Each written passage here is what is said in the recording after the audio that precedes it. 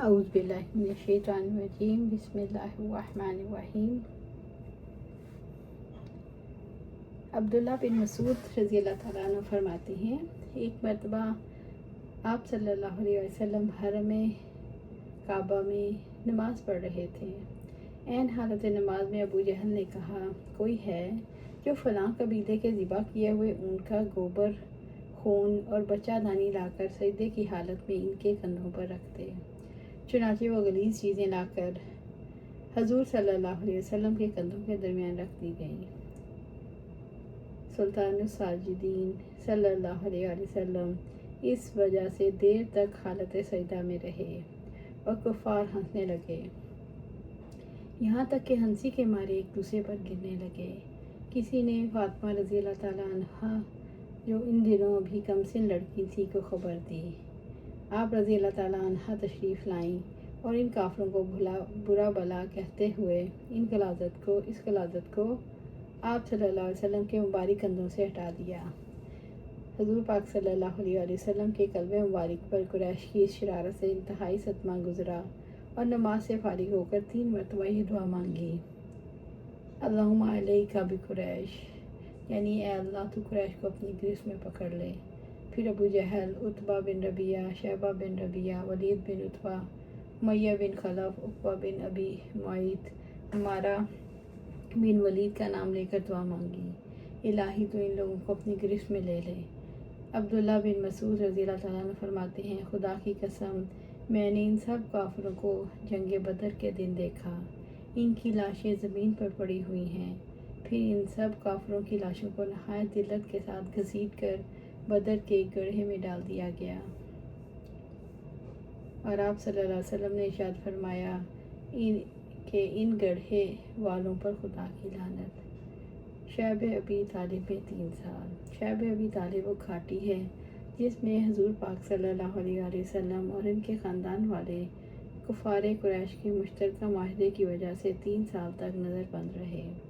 ان دنوں حضرت زہرا رضی اللہ تعالیٰ عنہا کی عمر تقریباً 12 سال تھی۔ بچپن میں ان کے ساتھ پیش آنے والی اس ہوش ربا صورتحال کی کچھ جھلک سطور ذیل میں ملاحظہ کیجیے۔ حبشہ کے بادشاہ حضرت نجاشی رضی اللہ تعالیٰ عنہ کے اسلام قبول کرنے کی وجہ سے وہاں کے مسلمانوں کا اکرام اور بھی زیادہ ہونے لگا اور کفار کے بھیجے ہوئے وفد کو ذلت سے واپس آنا پڑا۔ اس واقعے سے کفار کا غصہ اور بھی بڑھ گیا۔ دوسری طرف حضرت عمر رضی اللہ تعالیٰ عنہ کے ایمان لانے نے ان کو اور بھی جلا رکھا تھا، لہٰذا ہر وقت اس فکر میں رہتے تھے کہ ان لوگوں کا ان سے ملنا جلنا بند ہو جائے اور اسلام کا چراغ کسی طرح بجھے۔ اس لیے سرداران مکہ کی ایک بڑی جماعت نے آپس میں مشورہ کیا کہ اب کھلم کھلا محمد صلی اللہ علیہ وسلم کو ایک قتل کر دیا جائے، لیکن قتل کرنا بھی آسان کام نہ تھا، اس لیے بنو ہاشم بھی بڑے جتھے اور اونچے طبقے کے لوگ شمار ہوتے تھے۔ ان میں اگرچہ اکثر مسلمان نہیں ہوئے تھے، لیکن جو مسلمان نہیں ہوئے تھے وہ بھی حضور صلی اللہ علیہ وآلہ وسلم کے قتل ہو جانے پر آمادہ نہیں تھے۔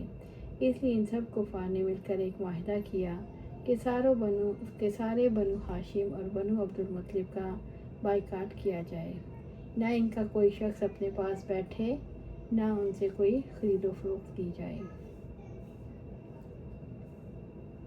نہ بات چیت کرے، نہ ان کے گھر جائے، نہ ان کو اپنے گھر میں آنے دے، اور اس وقت تک صلح نہ کی جائے جب تک کہ وہ حضور پاک صلی اللہ علیہ وآلہ وسلم کو قتل کرنے کے لیے ہمارے حوالے نہ کر دے۔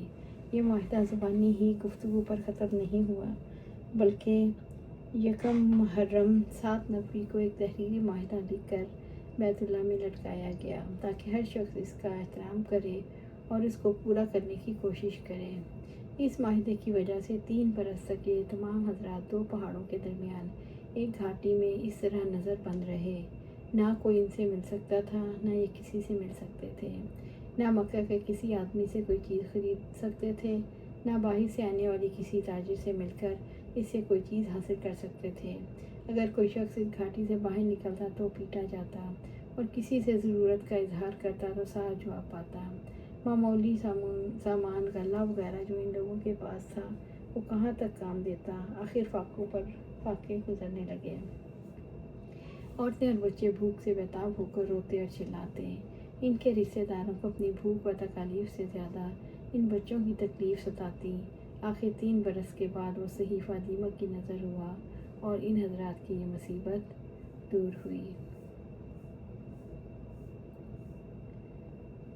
بطول زہرا رضی اللہ تعالیٰ عنہ کو نصیحت۔ ابو ہریرہ رضی اللہ تعالیٰ فرماتے ہیں، جب یہ آیت نازل ہوئی، اپنے قریبی کنبے والوں کو ڈراؤ، تو نبی صلی اللہ علیہ وسلم نے قریش کو ندا دی۔ چنانچہ جب جمع ہو گئے تو عام و خاص سے خطاب کرتے ہوئے فرمایا، اے بنی کعب، بنی لوئی، اپنی جانوں کو آگ سے بچاؤ۔ اے مرہ بن کعب کی اولاد، اپنی جانوں کو آگ سے بچاؤ۔ اے عبد شمس، اپنے آپ کو اولاد کو اپنی جانوں کو آگ سے بچاؤ۔ اے عبد مناف کی اولاد، اپنی جانوں کو آگ سے بچاؤ۔ اے ہاشم کی اولاد، اپنی جانوں کو آگ سے بچاؤ۔ اے عبد المطلب کی اولاد، اپنی جانوں کو آگ سے بچا لو۔ اے فاطمہ، اپنی جان اگر آگ سے بچا لو کہ میں اللہ کے مقابل تمہارے لیے کسی چیز کا مالک نہیں ہوں، سوائے اس کے کہ تم سے رشتہ داری ہے جس کی طریق کو میں تر رکھوں گا۔